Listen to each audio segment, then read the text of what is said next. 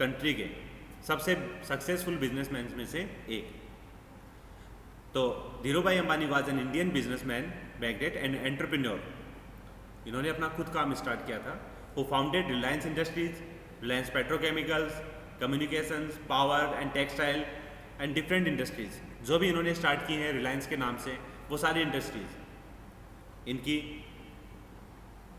World के या India की जो कंपनीज हैं फॉर्च्यून 500 के अंदर, उनमें काउंट होती है। और आज अगर हम देखते हैं तो इन्हीं के बेटे मुकेश अंबानी इंडिया के सबसे रिचेस्ट पर्सन, जिनके पास सबसे ज़्यादा पैसा है और सबसे ज़्यादा इंडस्ट्रीज है। तो ये अगर इन्होंने एक ऐसे एम्पायर की नींव रखी है तो वो कैसे हुआ, क्या इन्होंने अपनी थ्योरीज यूज़ की जिनकी वजह से ये सक्सेस हो पाए। तो उन्हीं सब चीज़ों के बारे में हमें यहाँ पे पढ़ना है। तो हम यहाँ पढ़ रहे हैं इनके बारे में मैनेजमेंट लेसन्स।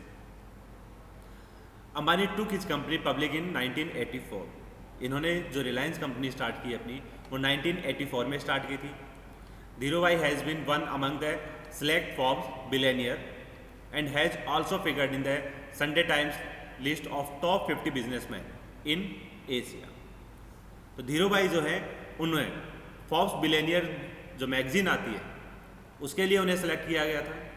उसके अलावा संडे टाइम्स में टॉप 50 बिजनेसमैन एशिया के, वहाँ पे उसमें उन्हें लिस्टेड किया गया। तो that means that was an honour for him.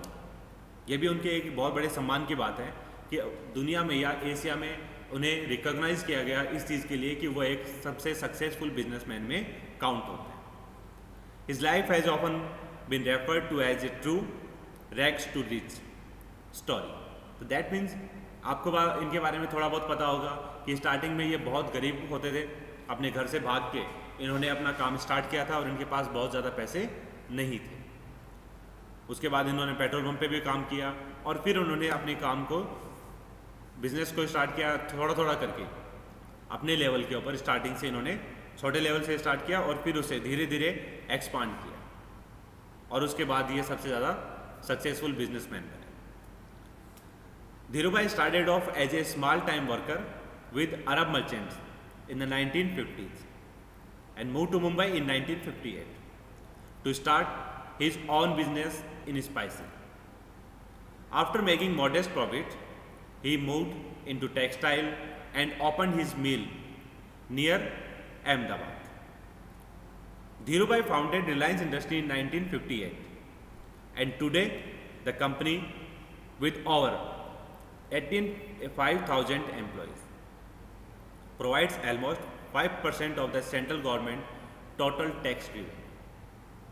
तो दैट मीन्स इन्होंने जो काम करना स्टार्ट किया था तो बहुत छोटे लेवल पे स्टार्ट किया था और उसके बाद इन्होंने धीरे धीरे जैसे स्पाइसेज में का काम इन्होंने स्टार्ट किया, बिजनेस किया, फिर उसके बाद उन्होंने टेक्सटाइल में काम किया, फिर उन्होंने अपनी मिल स्टार्ट की और इस तरह से उन्होंने इंडस्ट्री को बेस बनाया और उसके बाद उस बेस से उन्होंने धीरे धीरे इतने बड़े बेस के ऊपर लेके आ गए जहाँ पे आज 85,000 एम्प्लॉयज़ इनके लिए वर्क कर और ऑलमोस्ट 5% जो टोटल टैक्स आता है गवर्नमेंट के पास उसका 5% ही अकेले पे है। तो that means he is really an successful person. तो इसीलिए हमें इसके बारे में पढ़ना चाहिए। अब इनके बारे में जो डिफरेंट मैनेजमेंट लेसन्स हैं धीरूभाई अंबानी की, वो है 9 ग्रेट मैनेजमेंट लेसन्स जो इन्होंने सबको बताया है इस बारे में कि अगर आप इन चीज़ों को फॉलो करते हैं तो आप भी सक्सेसफुल हो सकते हैं। तो उन्हें धीरूभाईज़्म कहा गया कि जो धीरूभाई के मैनेजमेंट लेसन्स हैं वो उन्होंने क्या क्या लेसन थे। तो पहला लेसन इनका आता है Dhirubhaism lesson number 1, roll up your sleeves and help. तो roll up your sleeves that means कि जब भी आपको कोई हेल्प के लिए बोलता है तो आपको उसकी हेल्प के लिए मना नहीं करना। अपनी स्लीव फोल्ड करो और उसके साथ उसकी हेल्प के लिए तैयार हो। तो दैट मीन्स आप अगर लीडर भी हैं, आपके सबऑर्डिनेट्स को आपकी हेल्प की रिक्वायरमेंट है, तो आप वहाँ पे अपनी लीडरशिप एक्सप्लेन ना करने के बजाय आप अगर उसकी हेल्प करते हैं तो वो आपके ऑर्गेनाइजेशन के लिए भी बेनिफिशियल होगा और आपके एम्प्लॉय के लिए। तो आपकी टीम को जब भी आपकी रिक्वायरमेंट है, उन्होंने आपको रिक्वायरमेंट बताई, उन्होंने पूछा आपसे सजेशंस लिए और आप उसी टाइम उनकी हेल्प के लिए रेडी रहते हैं। तो उससे क्या रहता है कि आपकी टीम आपके साथ हमेशा डेडिकेटली वर्क करती है। और जो प्रॉब्लम्स आपकी टीम को आ रही हैं वो उसी टाइम सॉल्व हो जाते हैं। तो इससे आपको अपने काम को कंप्लीट करने में आपको सक्सेस मिलेगी और आप अपने काम इजीली कर सकते हैं।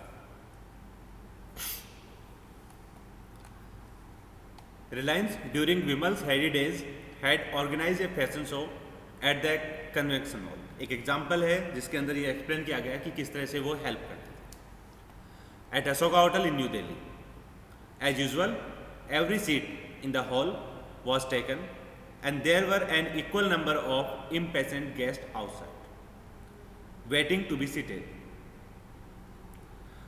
I was of course completed, besides trying to handle the ensuing confusion, chaos and protest, when to my amazement and relief, I saw Dhirubhai Ambani at the door trying to pacify the guest. Dhirubhai at that time was already a name to recognize, with and a VIP himself. But that did not stop him from rolling up his sleeves and diving in to rescue a situation that had gone out of control. Most bosses in his place would have driven up in their swank cars at the last moment and given the manager a piece of their mind. But not Dhirubhai. When things went wrong, he was the first person to sense that the circumstances would have been beyond his team's control, rather than it being a slip on their part, as he trusted their capabilities implicitly. His first instinct was always to join his men in putting out the fire and not glorifying them for it. Sounds too good a boss to be true, doesn't it? But then that was Dhiru. तो that means ये आपका example जो था, इस example से आपने समझा कि कैसे एक सिचुएशन क्रिएट हुई जिस सिचुएशन के अंदर अगर एक सीनियर है या एक बॉस है वो चाहे तो अपने आप को कैसे उससे अवॉइड कर सकता है, क्योंकि उसके जो सबऑर्डिनेट्स हैं वो उन्हें उनकी रेस्पॉन्सिबिलिटी देता है और उनकी रेस्पॉन्सिबिलिटी देने के बाद वो वहाँ से मूव हो सकता है।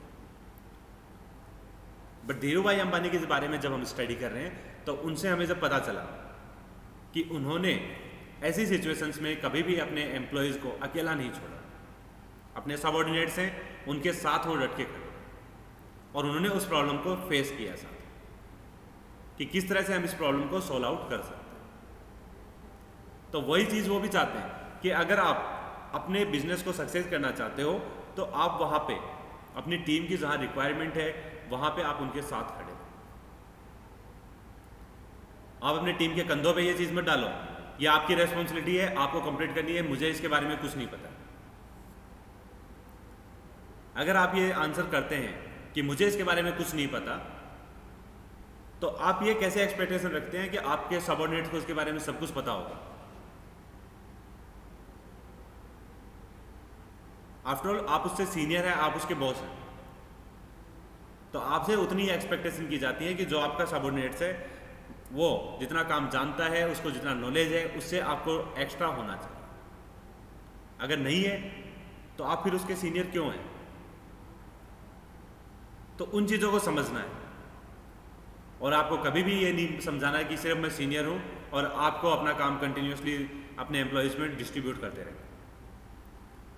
अपनी रेस्पॉन्सिबिलिटीज़ हैं वो आपको खुद भी फुलफिल करनी है और जहाँ पे आपके सबऑर्डिनेट्स को, आपकी टीम को आपकी रिक्वायरमेंट है वहाँ पे आपको उनकी हेल्प भी करनी है।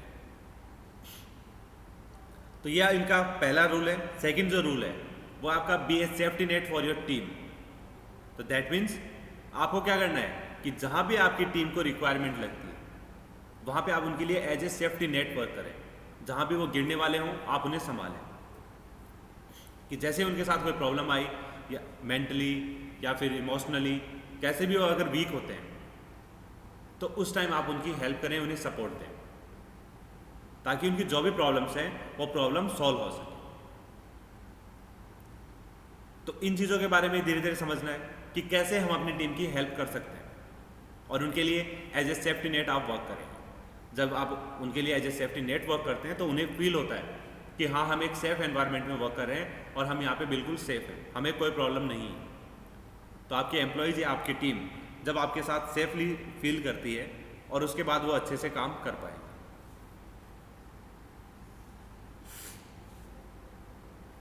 इसके भी एग्जाम्पल हैं। There used to be a time when our agency Mudra was the target of some extremely vicious propaganda by our peers.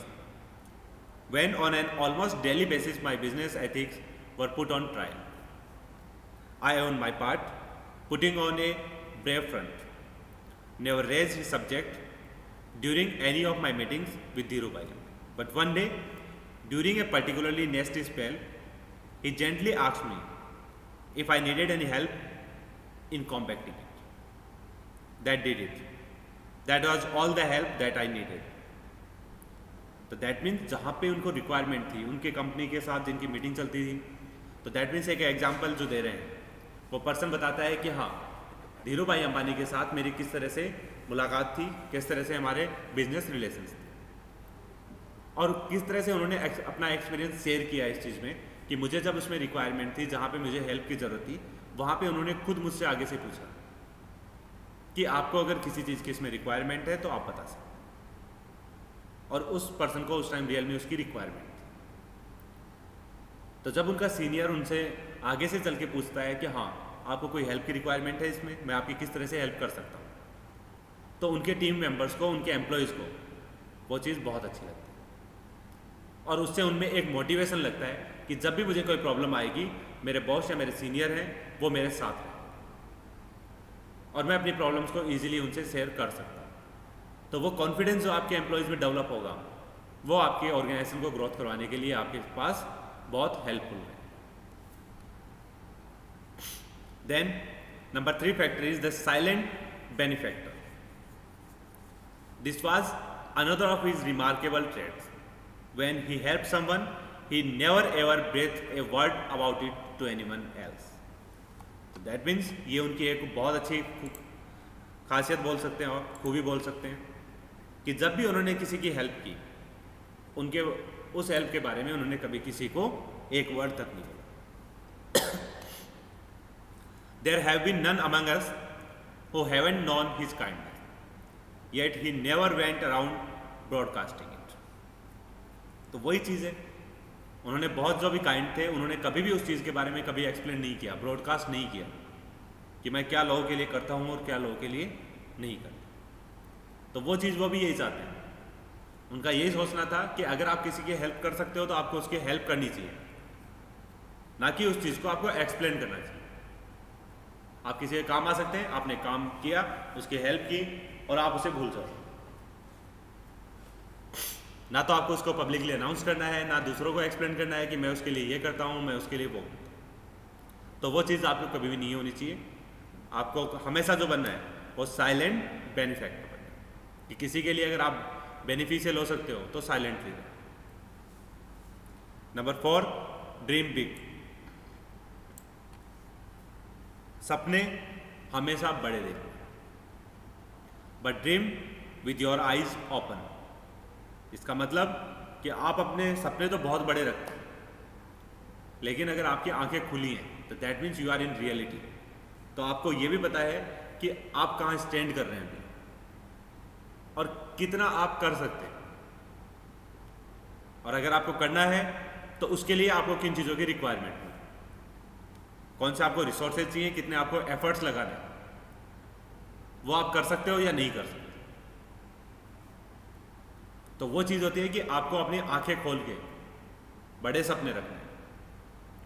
मुझे सक्सेस अचीव करनी है, ये आपका सपना है, बट वो सक्सेस क्या हो सकती है वो आपके ड्रीम पे डिपेंड करता है। कितना बड़ा ड्रीम है, कितनी बड़ी सक्सेस है, वो आपको सोचना है, लेकिन साथ में ही आपको ये ध्यान रखना है कि आपको रियलिटी का पता हो। आप चाहते हो कि मैं इंडिया का प्राइम मिनिस्टर बनूं, ये आपका एक बड़ा सपना है, बट उसके लिए अभी आपको ये देखना है कि आप कहाँ स्टैंड कर रहे हो।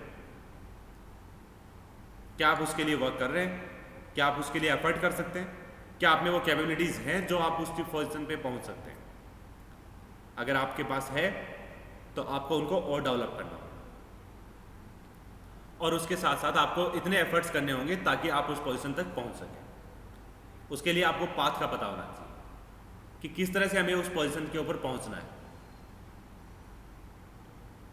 आप कहेंगे कि मैं बहुत अच्छा हूँ, बहुत इंटेलिजेंट हूँ पढ़ाई में, और फिर उसके बाद मैं पीएम बन सकता हूँ। तो उसके लिए भी आपको अगर ऐसा है लगता है तो वो आपका बाय लक हो सकता है, बट बाय पाथ आपका नहीं हो सकता, क्योंकि आप कोई ऐसा एग्जाम नहीं है जो एग्जाम क्लियर करके आप उस पोजीशन के ऊपर पहुंच जाए। बट अगर आपने प्रॉपर और सही पाथ उसका सिलेक्ट किया है, आप इंटेलिजेंट हैं, आप बहुत अच्छे लीडर हैं, आप बहुत काइंड हार्ट हैं, और आप अच्छे से अपनी बातों को एक्सप्लेन कर सकते हैं, तो आप में वो क्वालिटीज़ हैं, और उनको बस आपको क्या करना है, लोगों तक पहुंचाना, लोगों का दिल जीतना है। उसके बाद जो इलेक्शंस है वहाँ पे आपको अपनी जीत हासिल करनी है, और इस तरह से आप प्रोग्रेस कर करके एक स्टेप से दूसरी स्टेप, दूसरी से तीसरी स्टेप, तो वैसे आप अपने काम से आगे पोजीशन के ऊपर पहुंच सकते हैं। तो इसीलिए उन्होंने कहा कि आप अपना सपना वो हमेशा बड़ा रखें, बट कैसे करना है, क्यों करना है और किस तरह से करना है, उस चीज़ का हमें पता होना चाहिए। Then number 5, leave the professional alone.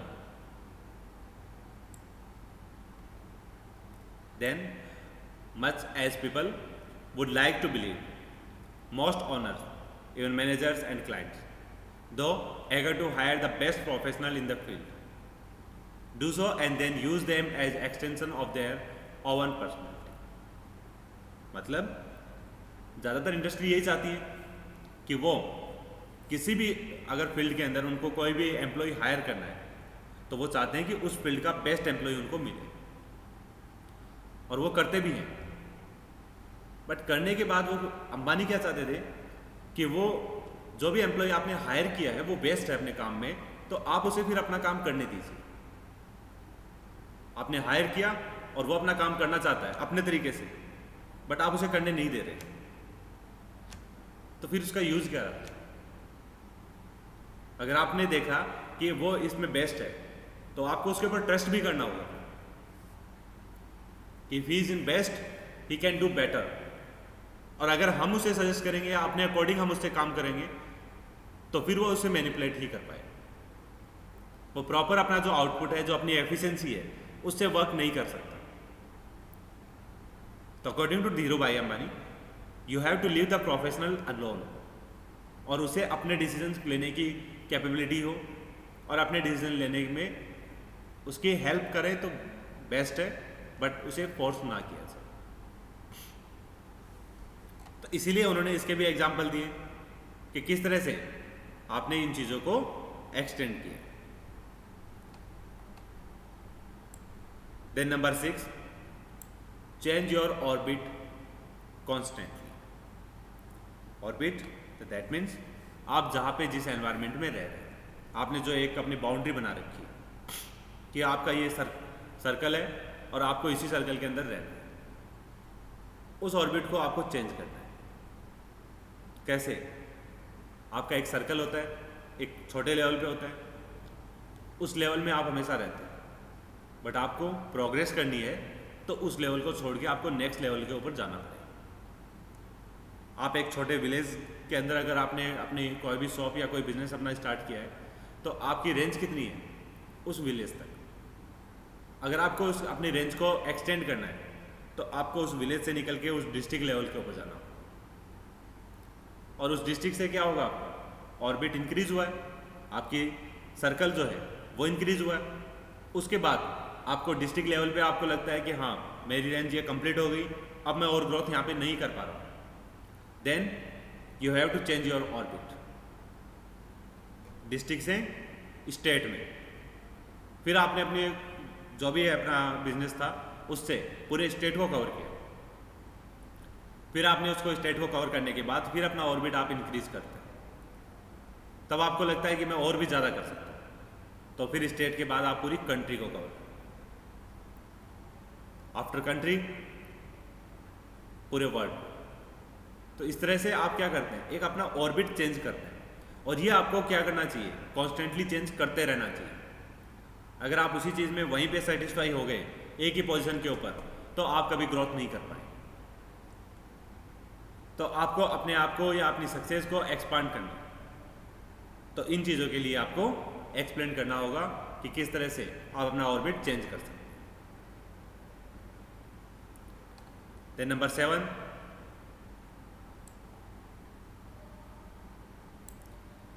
The arm around the shoulder leader. तो दैट मीन्स, इसका क्या मतलब है?